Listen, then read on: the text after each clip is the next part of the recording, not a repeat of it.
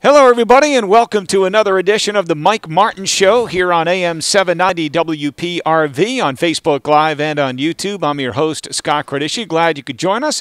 This Mike Martin Show is brought to you in part by Bay Coast Bank, providing exceptional service and financial solutions for our community since 1851. Visit baycoast.bank to learn more. Well, the Bears coming off a nice win over the Big Red up in Ithaca, New York this past weekend. We'll talk about that with the head coach of the Bears in just a moment. We'll also be joined by a pair of players, Dan Friday and Lyndall Erold from this year's team. That comes up in segment number 2. And then in our final segment, we'll preview a big weekend of basketball at the Pizzatola Sports Center as the Bears get set to host both the Princeton Tigers and the Penn Quakers this weekend. But first things first, let's say hello to the head coach of the Bears, Mike Martin. Coach, how you doing? Scott, doing well. Doing well. Good to be with you. How are you? I'm doing great. Well, thank you for being with us, Coach. Congratulations on the win at Cornell. I thought that was a great college basketball game. And to both teams' credit, I'll say this about Cornell just as I will about Brown. Two teams that fought hard for 40 minutes that really, neither wanted to lose that game. Yeah, obviously a lot at stake. It was probably a desperation, high urgency game for us, no doubt. And it had a playoff-type atmosphere. Cornell had a good crowd there, and I thought both teams competed really well for the entire 40 minutes and came down to that last possession. And fortunately, we were in a position where we made one more play than they did. When it was here, they made one more play than we did, and we were able to get back a little bit by winning there on Saturday. All right, let's go over some of the highlights in this one. And midway through the first half, it was a David Mitchell steal that led to this three by Perry Cowan. Mitchell comes up with a steal. Bears down 16-14, 13-24 to go. Cowan shoots the three in transition and knocks it down. Give the Bears the edge with 13-18 left in the first half. Cowan did not hesitate, just pulled up and hit that thing from deep. 17-16, Brown by 1. Coach, you've talked about this many times, how sometimes good defense can lead to good offense on the other end. Perfect example right there. Huge play. Obviously, Mitch, David was great defensively. Coming off the bench, I thought he really set the tone with his energy, his toughness, his physicality. He's got great defensive instincts, and he's got really good hands. So that play, he was in a ball screen coverage, and he was able to get his hand in there and get the steal. And defense, offense, Perry shot it with confidence. Perry's worked really, really hard on his shooting, and when he's open, especially in transition, I think those are really good threes for us, really good shots, and he was able to knock it home. And a few minutes later, Dan Friday found Jalen Gainey hanging out where he usually hangs out, above the rim. 9:13 to go here in the opening half. Bears down 1 at Cornell. Friday, top of the key, one hop, alley-oop to Gainey for the jam, and another dime for Dan Friday. That would be his third. 23-22, Brown by 1. I just think Dan is a really good facilitator. Sometimes, I've said this about him in the past, if you're a teammate and you're not paying attention, he could break your nose with a pass because he can throw some bullet passes. But I think, of all the guys in the team, he might be the best facilitator you have. Really good passer. He's got great size, great vision. And in that possession there, Cornell showed zone defense for the first time all game, and really good recognition by all of our guys, especially Dan and Noah and Jalen. We had called a man-to-man set, and they quickly got into a zone offense. And against the zone, you want to get in the middle, you want to attack the paint, and you want to try to get behind the zone. We were able to get it in the middle. We were able to get draw some attention in the paint, and then obviously Jalen was there to finish behind the zone. Yep, another strong game for Jalen. We'll talk about that a little bit later on. And then later in the first half, Coach, your team came up with back-to-back buckets, forcing a Big Red timeout. 38-35, Brown's lead is 3. Ferrari had to save it from going out of bounds. He does to Noah Marin. Marin dribbles to the rim, gets hit. No, Gainey picked up the loose ball and jammed it. And a steal at the other end. Ferrari taps it to Gainey. Here's Lilly. Pull-up jumper from the free throw line is good. And a timeout called by Brian Earl and Cornell. That was a nice little sequence of events for your team right there. Bucket, then the steal on the other end, then a bucket again, forcing the Cornell timeout. Yeah, and it's actually crazy. I called the timeout. That was you? It would seem like Cornell would because we had all the momentum. That game was going at a crazy pace, I thought. And as well as we were playing, our guys were tired, and I thought the media was coming. But I was like, let's call it. Let's get to the media right away. Let's set our defense, and let's get our guys a little bit of a breather because it was nonstop back and forth action. And So I called that timeout even though we were on the run. So I wanted to set our defense, and I wanted to get our guys a little bit of a break. You know what? And that's a great idea, because I talked to Keno Lilly on last week's show, and I asked him about, facing Cornell, and he said, you can prepare for it, he said, but once you get out there on the floor, he said, it's a different animal. And he said, first few minutes of the game, he was tired. He was gassed at the pace at which the game was being played. He said he eventually settled into it, but so I can understand why you'd want to do something like that. I mean, you've got who has a better handle of, how the team's doing and maybe what's ahead than you. So you were trying to avoid maybe that type of, tired letdown, if you will. Yeah, and again, at that point, Paxton had already hurt his ankle, so he was out. We had a couple guys, I think, with 2 fouls. Not that they couldn't play the rest of the half, because we'll keep guys in there even if they have 2 fouls, but. Yeah, just thought it was a good time to get a break and get a timeout, and it took us a while to settle in defensively. Cornell, again, they play at such a good pace, and they're so hard to guard that just felt that was a good time to use one of our timeouts. All right, so you have the 7-point lead, I believe it was at halftime, if my memory serves me. 8-point lead at halftime. So we get to the second half, and with just over 3 minutes to go in the game, sophomore guard Dan Friday, who we talked about earlier, hit his 3rd 3 of the game. Lilly dribbles back to the free throw line, gets it up top to Cho at the top of the key. Cho dribbles it top of the key, passes it right corner to Friday. Dan for 3 from the corner, hits another one. Wow! That's a hat trick right now. 3 for 3 from Friday, Bears up 5. I know that's an area. Dan came into the game, I want to say, shooting 13 or 18% from 3. And I know that's an area that he works on. I see him in practice shooting, the perimeter jump shot. But, boy, he made a few big ones for you there Saturday. Yeah, and they were good shots, too. I mean, obviously, not going to expect any of our guys to go 3 for 3 every time. But they were all in rhythm. 2 of them were in the corner, which is, just a little bit closer than the normal 3.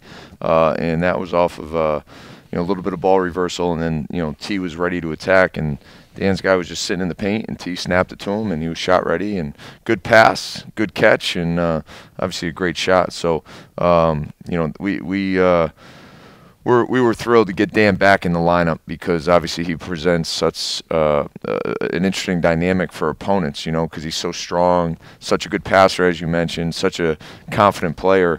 He really helps our team. Yeah, no doubt about it, Coach. So down 1 with 9 seconds to go, you call the timeout.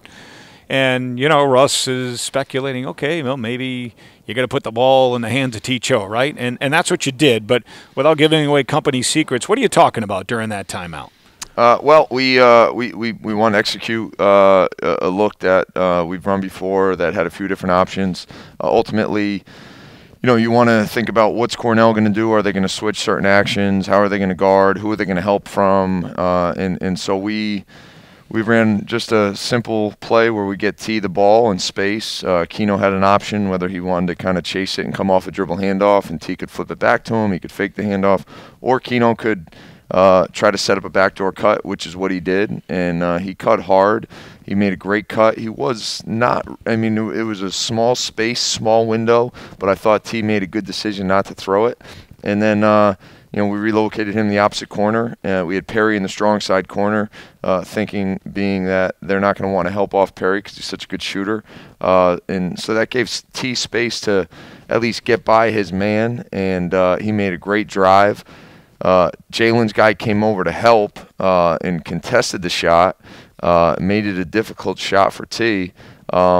It wasn't clear that he could just drop it down to Jalen, but at the very least, if you get the ball on the rim, you have a chance to go get the offensive rebound, which obviously is what happened. Are you telling Jalen something like that during the timeout, or is it just understood, hey, Jalen, we need you to crash the offensive glass in the event of a miss to possibly get us a rebound and a putback? He knows. I mean, he's got to be. We put him in that dunker position a lot, and his job is to be an outlet. If his guy helps, he's got to make sure he presents himself so that he can finish on a pass. But he's also got to make sure that he positions himself every time a shot goes up to get on the glass. That's one of his biggest responsibilities offensively, is to be a great offensive rebounder. All right, so here's what the final 9 seconds looked like and sounded like. The Bears trailing 80-79 with 9.1 seconds to go. Lilly looking for somewhere to go with it, and he finds T. Cho at the top of the key. Cho Dribbles down the left side of the lane, goes up in traffic, off the window. No good. Danny with the follow-up jam! They get it into Patel. Patel has it stolen by Lilly. The Bears win it. Jalen Gainey jams the missed shot by Cho, and Brown wins it 81-80 here in Ithaca. Well, an exciting finish, and like you said, I thought T made the right decision. I thought he did a good job taking it down the left side of the lane. He got a decent look at the basket. He put it up high off the window. It came off the front of the rim, but Jalen was there to clean it up. And then, more importantly, your guys were alert defensively. Cornell elected not to use a timeout there.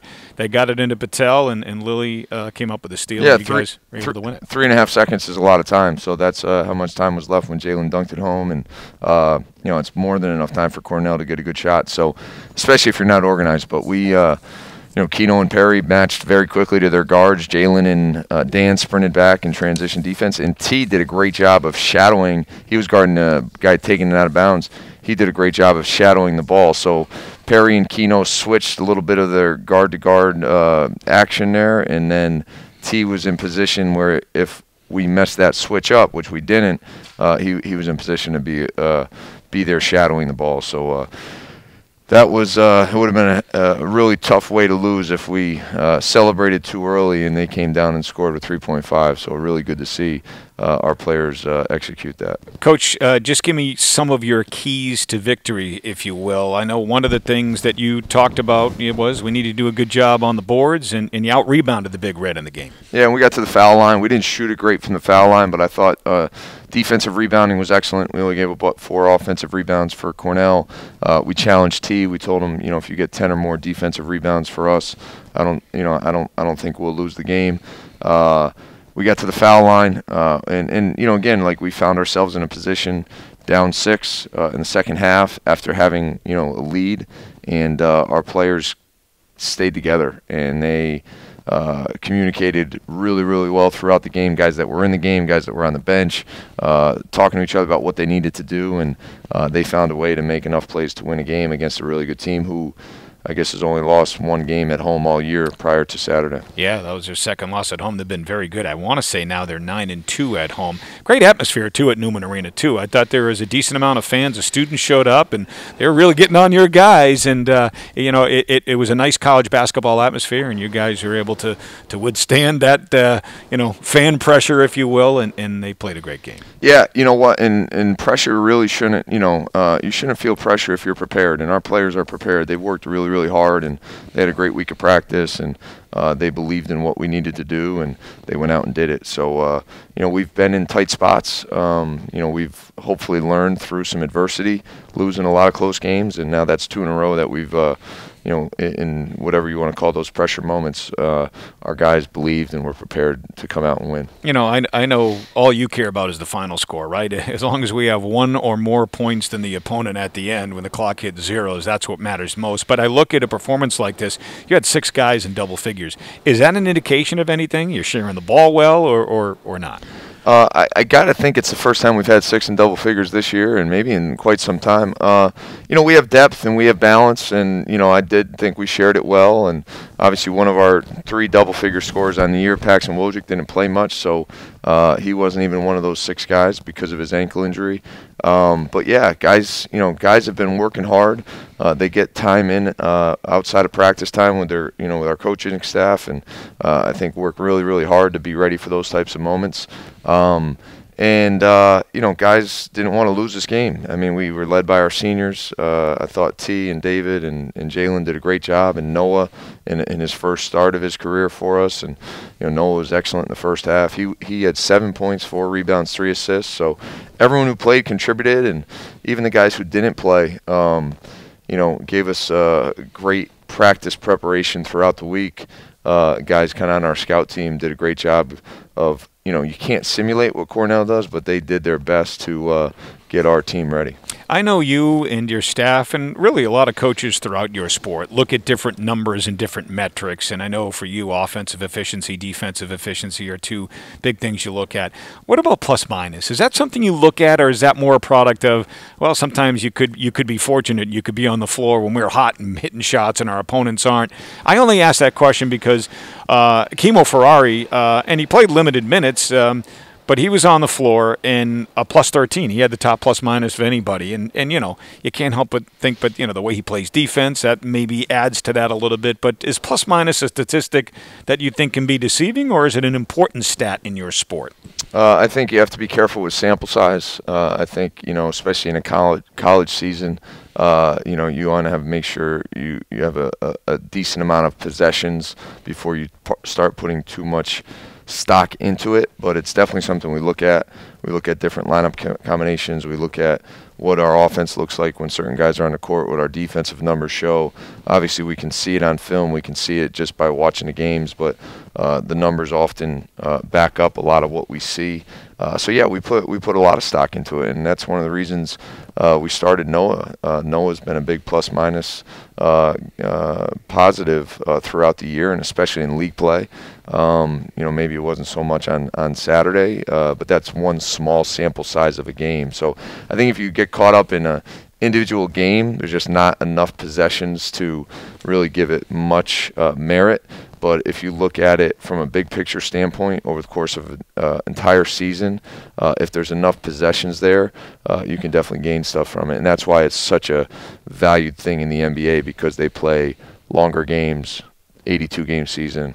You can start getting some real sample size and you know, really use that to your advantage. Since you bring up Noah, you're right. He got his first career start, had a season-high 7 points, but you know, his size too. I mean, he does a lot of good things for you. I mean, it was, I think he was instrumental, if I'm not mistaken, in that second half comeback against the Big Red here, which we came up just short. But you know, Noah's been a guy that when you've called upon him has done some good things for you. Yeah, he's got really good size. He's a really good playmaker. You know, I think in that kind of game against Cornell, the way they guard ball screens, the way that they play defense, the more playmakers and good decision makers you can have out there, the better.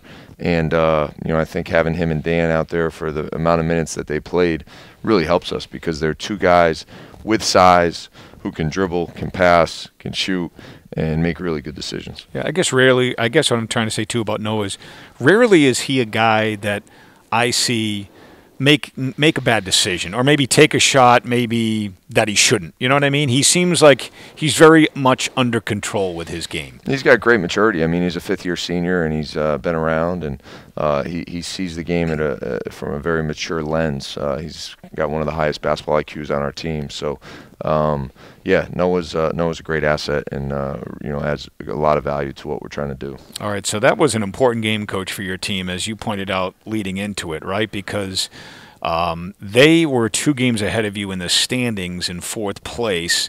Had you lost that game, you're 3 behind them with 4 left in the season. Instead, you win the game now, you're 1 behind Cornell. So, and you move up to 5th place in the standings ahead of Harvard. So the implications of the outcome of that game were very, very much important, and we came out on the right end of things.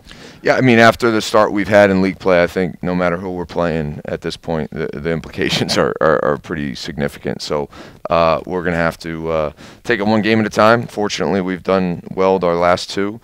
We've got another playoff game coming up this Friday night against Princeton, and you know, the implications will be significant then too. So I think our players all understand the importance. They all understand the urgency. We're just trying to have a great practice today, which would be another way to help us prepare for a big game Friday night. All right, we'll take a timeout. When we come back on the Mike Martin Show, Dan Friday and Lyndall Errold will be our guest when we continue with the Mike Martin Show right after this. The British! They're here! Sir, this is our Bay Coast Bank interactive teller machine, not the British. With our local ITM personal bankers, you can cash checks, make loan payments, and deposit or withdraw funds with extended hours beyond regular branch hours. Genius! Thank you! I would like to make a withdrawal. Great! How much? 12 shillings, please. Elite Physical Therapy is a proud partner of Brown Bears Athletics. Achieving elite levels of performance is a pursuit held by all athletes, so we wanted to know how members of Brown's coaching staff defined elite. Elite means a lot of different things to a lot of different people, but I would say it's somebody who's pursuing their potential to the absolute ends. And so, you know, for some people that might mean, you know, the Olympic Games and pursuing medals, and for other people that might mean trying to get onto the roster to travel to HEPS and our Ivy League championship and to score a point for the team by the time they're a senior. So everybody's potential lies in a different place, but if you're truly pursuing your potential to the absolute end, then that's what being elite is to me.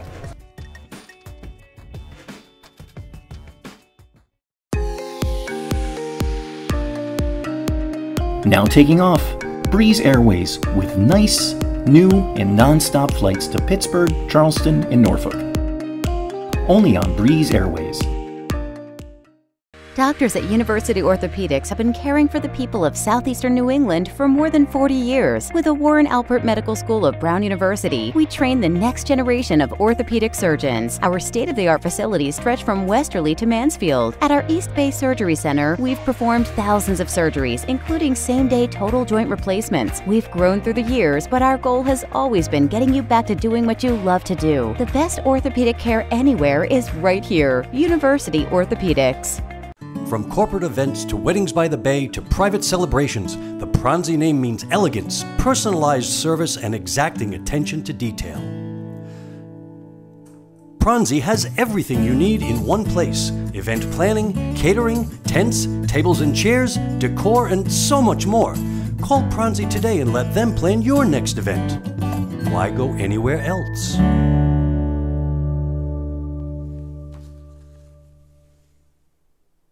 The British! They're here! Sir, this is our Bay Coast Bank interactive teller machine, not the British. With our local ITM personal bankers, you can cash checks, make loan payments, and deposit or withdraw funds, with extended hours beyond regular branch hours. Genius! Thank you. I would like to make a withdrawal. Great. How much? 12 shillings, please. Doctors at University Orthopedics have been caring for the people of southeastern New England for more than 40 years. With the Warren Alpert Medical School of Brown University, we train the next generation of orthopedic surgeons. Our state-of-the-art facilities stretch from Westerly to Mansfield. At our East Bay Surgery Center, we've performed thousands of surgeries, including same-day total joint replacements. We've grown through the years, but our goal has always been getting you back to doing what you love to do. The best orthopedic care anywhere is right here. University Orthopedics. From corporate events to weddings by the bay to private celebrations, the Pronzi name means elegance, personalized service, and exacting attention to detail. Pronzi has everything you need in one place: event planning, catering, tents, tables and chairs, decor, and so much more. Call Pronzi today and let them plan your next event. Why go anywhere else?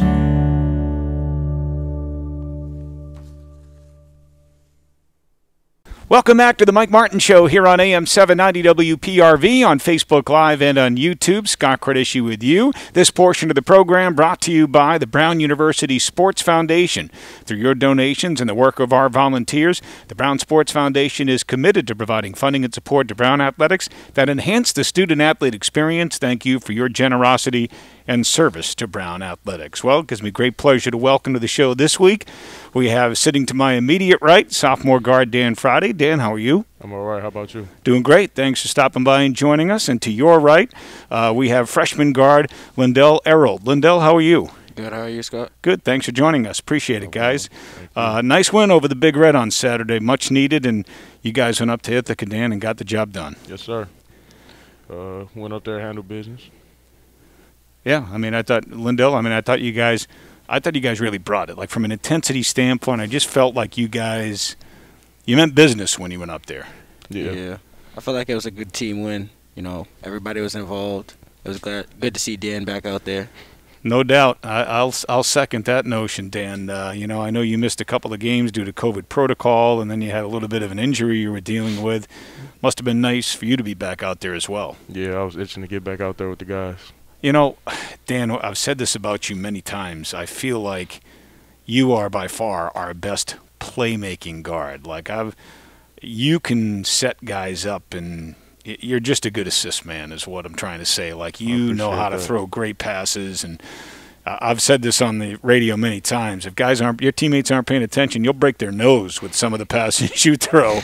But for that reason, it's nice to have you out there, because I think you're able to find guys in the right spots. Yeah, I kind of pride myself on that. I think that's a big part of my game, so I'm just glad that it's being recognized somewhat. Appreciate you. And one of the things that you've been able to do, particularly this year too, is post up opposing guards. I mean, because of your size and your strength and your physicality, you're able to post up, other guards. Exactly. Yeah, got to use my size to my advantage, man. I'm a big point guard, 6'4". So, if we're being honest, the one thing that I thought you needed to work on your game is your consistency from the outside. Yeah. You hit 3 3-pointers up in Ithaca. That was a good performance from the perimeter. Yeah, proud of myself, man. Still kind of shocked, but it's only up from here. Lindell, how would you describe Dan's game? Electric. Yeah. He's probably one of the best passing guards I've ever played with.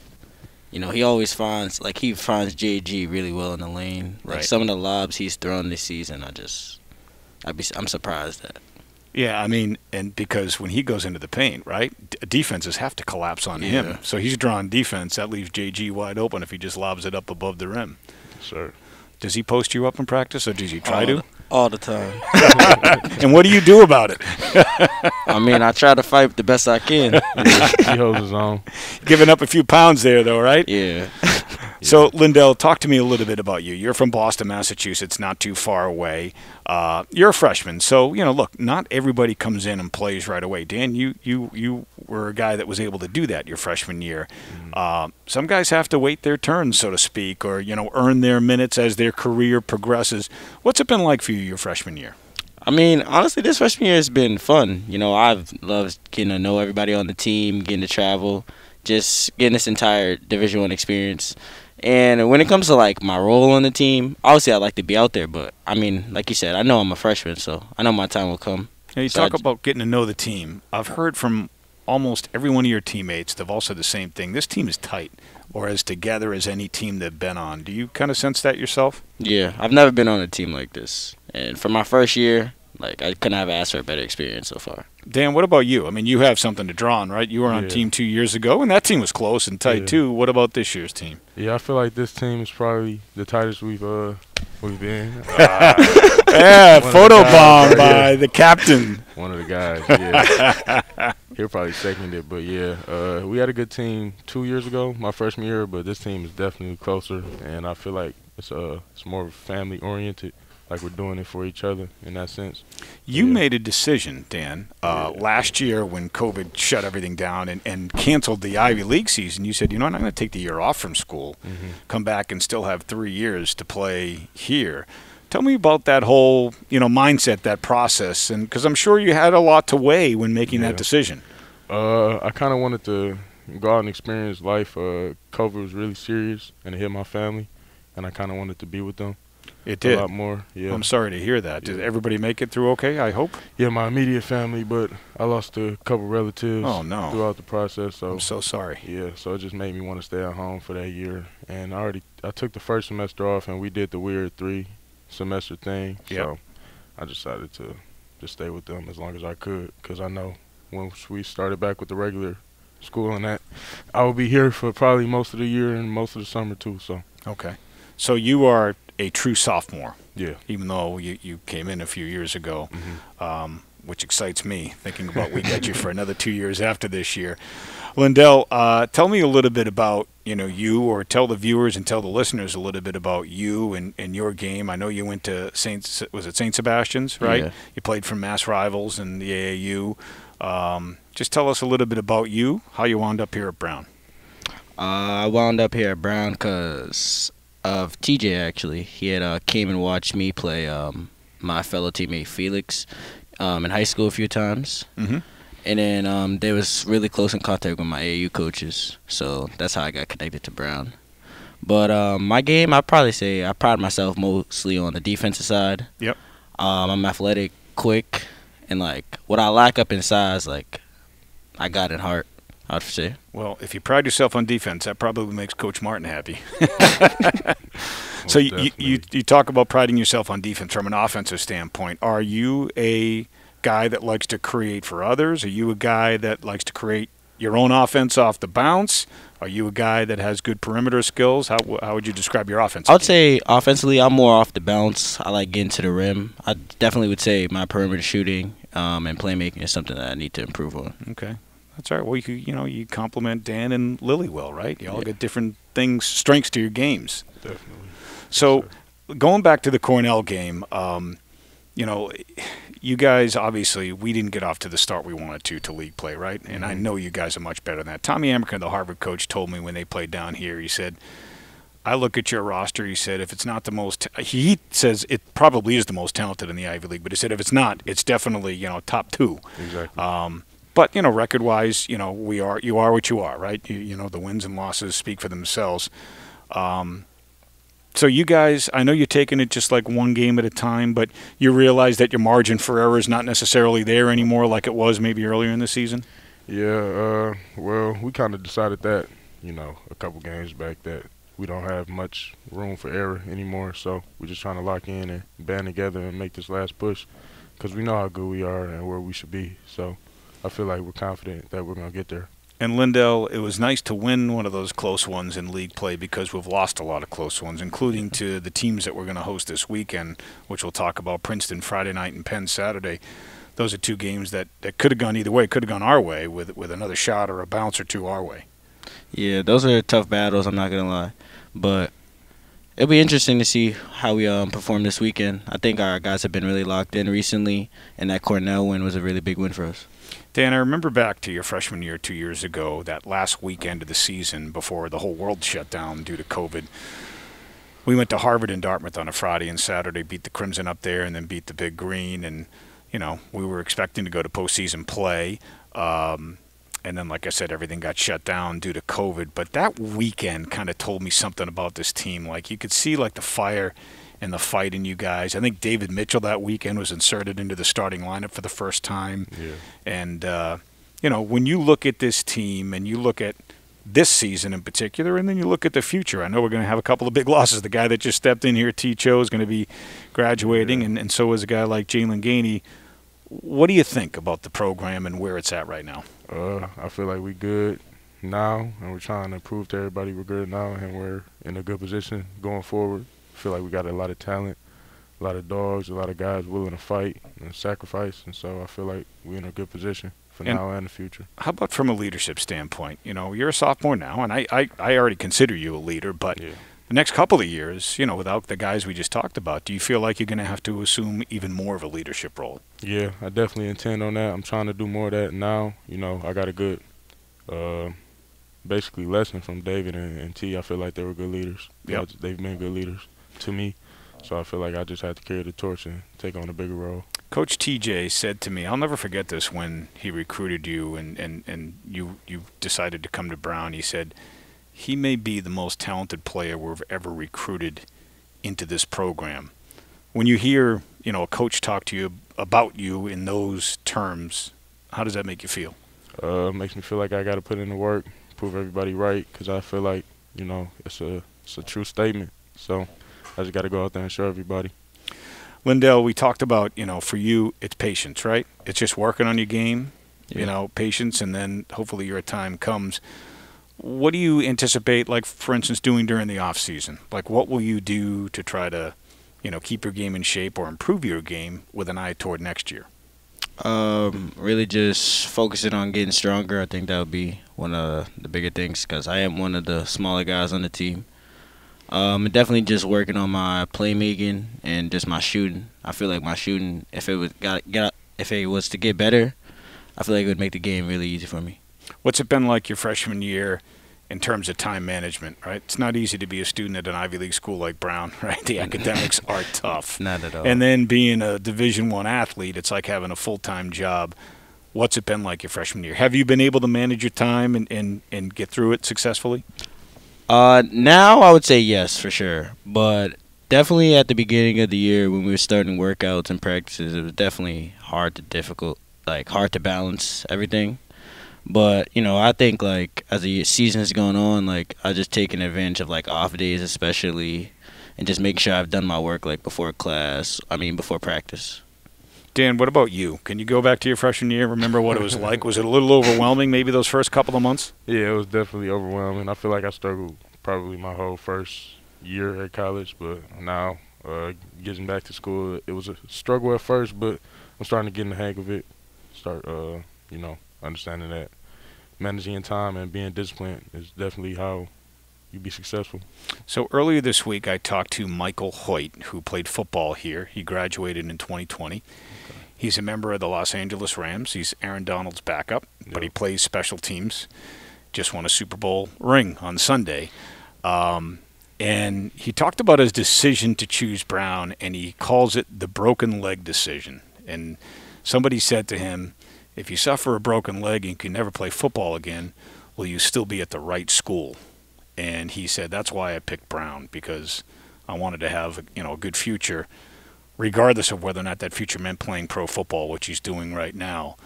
Was that kind of in your thinking, both of you, when choosing Brown? I'm curious. First of all, who recruited you? Lindell, I'll start with you. What schools recruited you, and what made Brown the right choice for you? And does that broken leg theory kind of fit for you as well? Schools like Holy Cross, BU, some of the other Ivies like Dartmouth and Columbia were talking to me.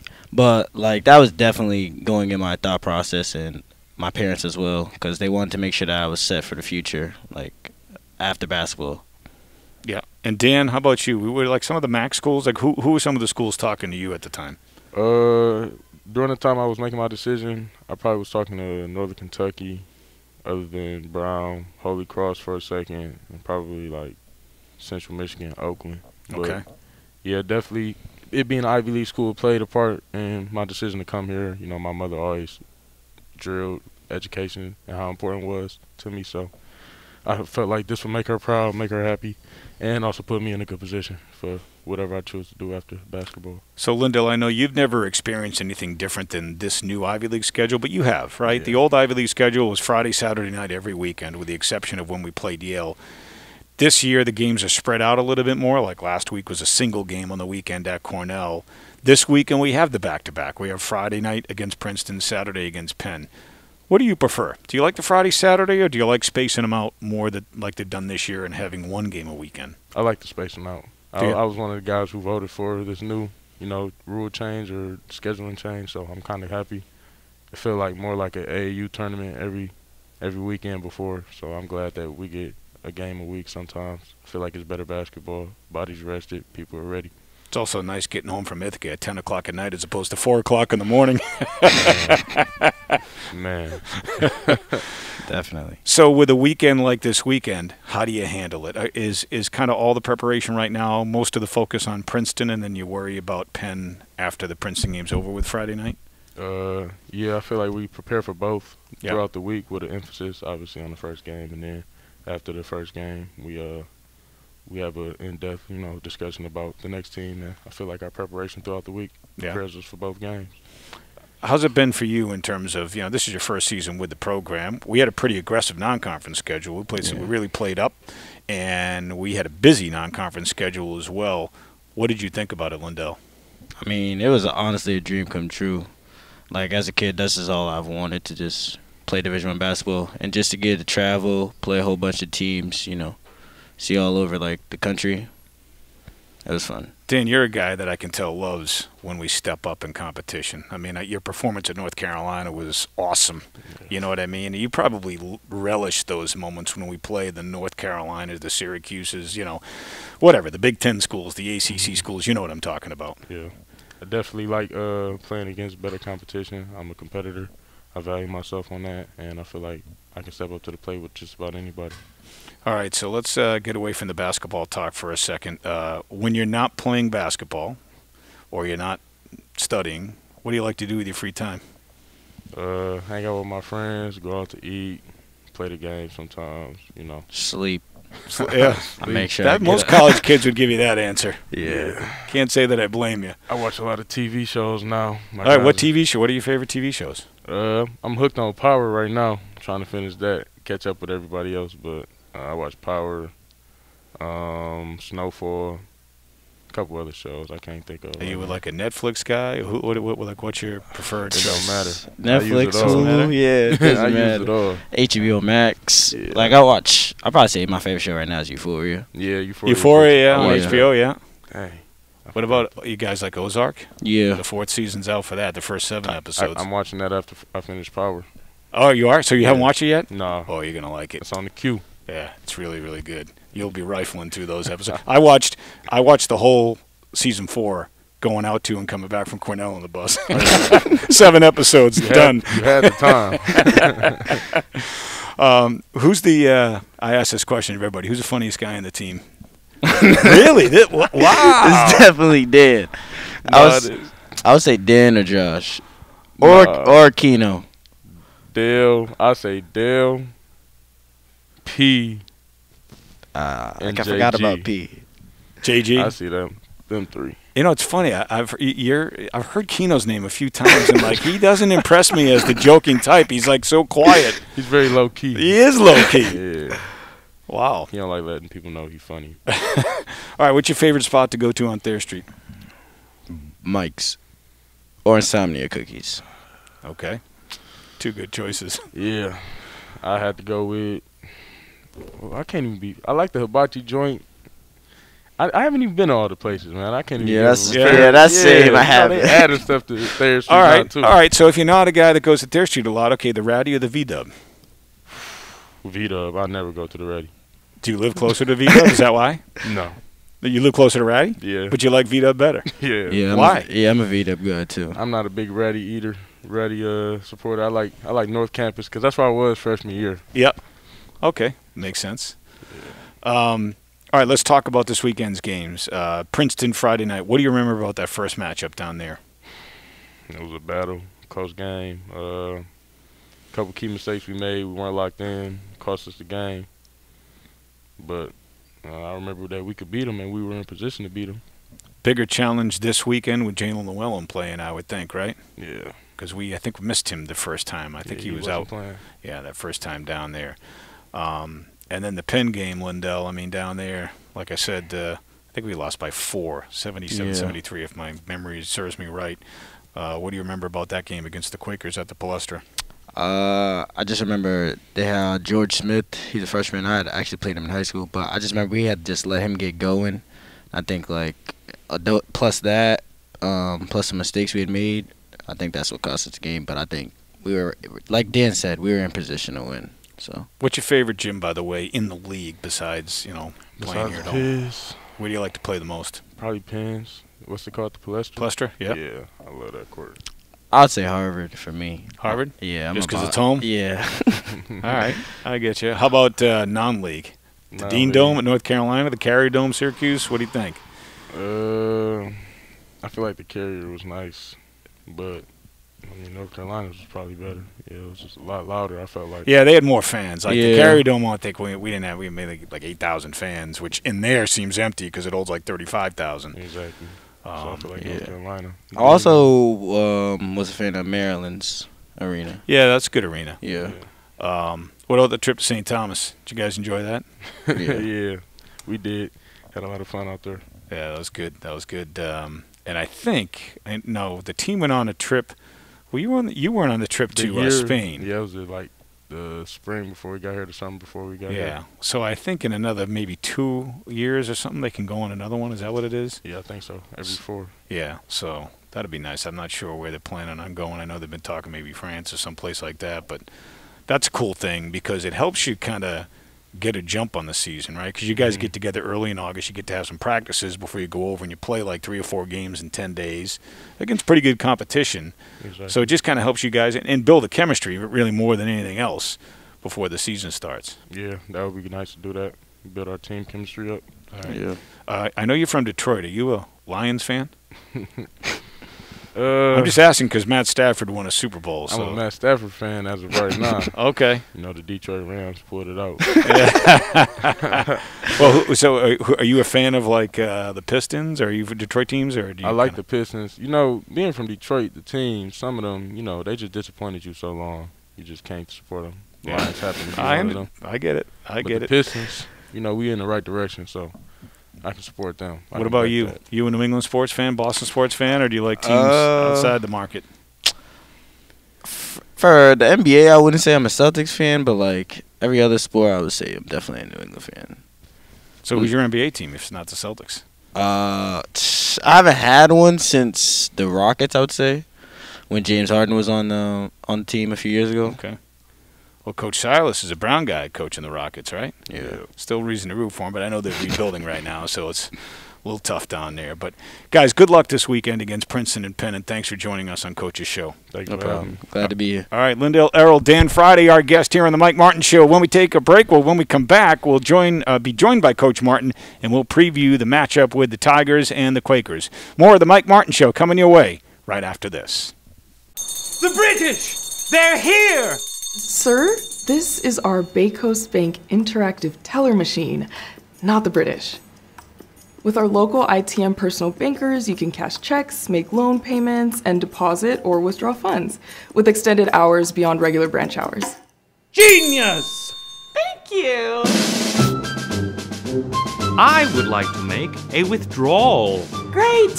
How much? 12 shillings, please.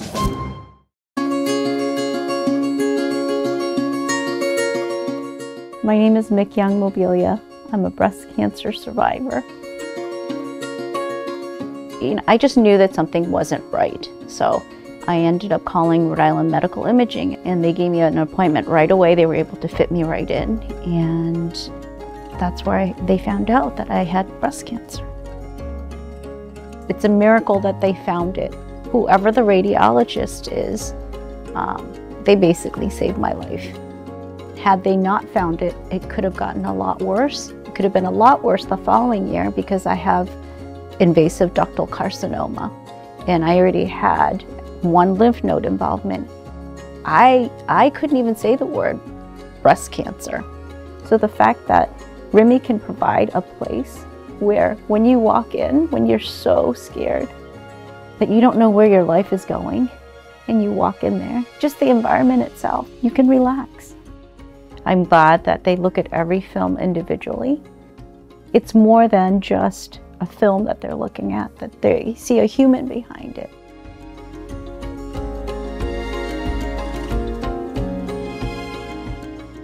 Hi. Hi. How are you? Dr. Hillstrom, nice to meet you.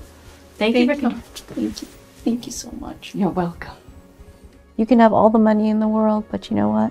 Breast cancer doesn't see that. So for me, it's to enjoy every day of your life. My name is Mick Young Mobilia, and I am the luckiest girl on this earth.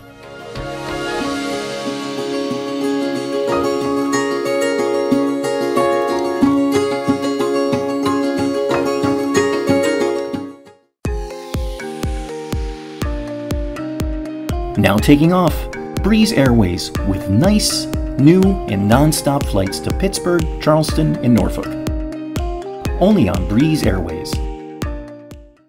Doctors at University Orthopedics have been caring for the people of southeastern New England for more than 40 years. With the Warren Alpert Medical School of Brown University, we train the next generation of orthopedic surgeons. Our state-of-the-art facilities stretch from Westerly to Mansfield. At our East Bay Surgery Center, we've performed thousands of surgeries, including same-day total joint replacements. We've grown through the years, but our goal has always been getting you back to doing what you love to do. The best orthopedic care anywhere is right here. University Orthopedics. From corporate events to weddings by the bay to private celebrations, the Pronzi name means elegance, personalized service, and exacting attention to detail. Pronzi has everything you need in one place: event planning, catering, tents, tables and chairs, decor, and so much more. Call Pronzi today and let them plan your next event. Why go anywhere else?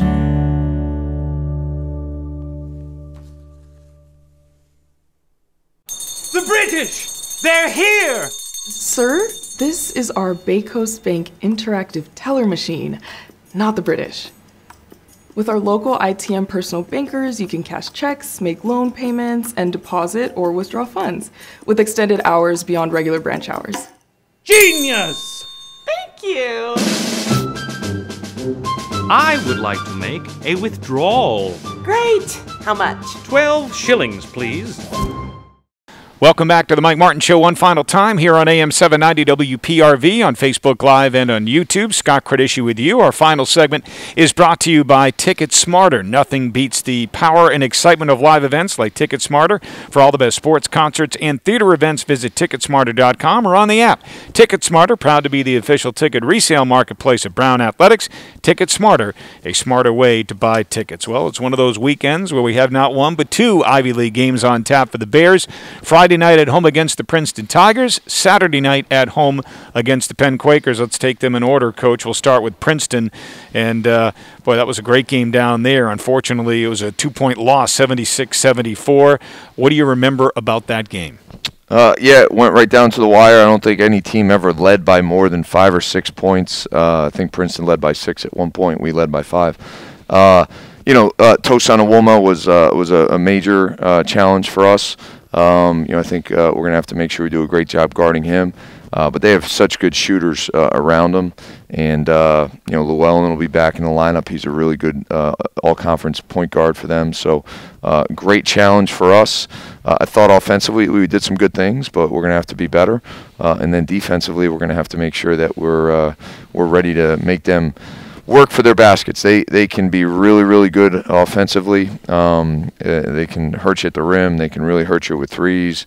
They have 5 guys out there who can all dribble, pass, and shoot. They're very experienced. So Princeton is, they're one of the top teams in our league, and they've been consistent all year long. So we're going to have to play really well. Yeah, they're in third place in the league, but a game out of first and a half game out of second. Coach, I didn't watch the film, and I would assume you did, of their win over Dartmouth last weekend. Was it a situation where Princeton's defense was that good, or was Dartmouth just off a little bit? Because I think the Big Green shot like 23% from the field, and they were 1 of 20 at 5% from beyond the arc. Yeah, they didn't make a 3 until under 5 minutes to go in the game. Obviously, a little bit of both, similar to our Harvard, first half. When you have a half like that, an offensive performance, it's a combination of everything. The other team being good defensively, you missing some things. Even when you run good offense, missing some open looks. And Dartmouth kind of experienced that. Princeton, I thought, did a really good job defending them, but Dartmouth missed some shots they normally make. And when you have an offensive performance like Dartmouth did, I think it's you have to attribute it to them needing to be better. Princeton, having definitely a lot to do with it, and then Dartmouth missing some shots that they normally make. We talk a lot about Tosanawoma. He's been terrific for them this year. And you mentioned Jalen Llewellyn coming back, who we didn't face in the first game down there. Guy that maybe not a lot of people talk about who's had a terrific season is Ethan Wright. Yeah, he's playing like an all-league player. He's experienced. He's from up this way, Newton, Mass., and he's just got a high IQ. He's tough. He plays really hard. He shoots it. He drives it. He rebounds. And he's one of their better defenders, too. So Ethan Wright, Jalen Llewellyn, Tosanawoma are all playing like all-league players, and they're all at 15 points a game or more. Right. And then, they have good quality guys that don't play a ton off the bench, so their depth doesn't jump out at you. But it's probably because their 5 starters are so good. And, outside of those 3, you have Langborg and Freiberg, who are both double-figure scorers and both absolutely knockdown three-point shooters. Yeah. And then you have Penn coming here Saturday. That'll be a 6 o'clock game. Friday night's game against Princeton at 7. Saturday at 6, the Penn Quakers. Again, another team that early in the season, when we were playing a lot of these close games, we unfortunately lost in that one, 77-73. And the guy that obviously jumps off the page when you look at the Quakers is Jordan Dingle. He's playing terrific. I think he's leading the league in scoring. He's had 4 or 5 30-plus point games, coming off 33 against Harvard, 8 for 10 from 3. He's strong. He's tough. He's super skilled. He's big. You've got to make sure you're ready to make life difficult for him, but they've had other guys who can hurt you. I thought we did a pretty good job on Dingle the first game, and other guys stepped up and made shots, and they really pass it well. They space the floor extremely well, and they're defending really well in league play. I think that their non-conference schedule really prepared them for the success they've had so far in league play, and as with Princeton, they're just really well schooled. I think Steve, Donahue is doing obviously every year he does a great job coaching them, but this year specifically, I think he's really maximizing what he's getting out of that team. All right, Coach. Good luck against the Tigers and the Quakers this weekend. Thanks, Scott. All right, that'll do it for this edition of the Mike Martin Show. Our thanks to Dan Friday and Lindell Erold for joining us earlier. And for the head coach of the Bears, Mike Martin, my name is Scott Credisci. Thanks for joining us, everybody.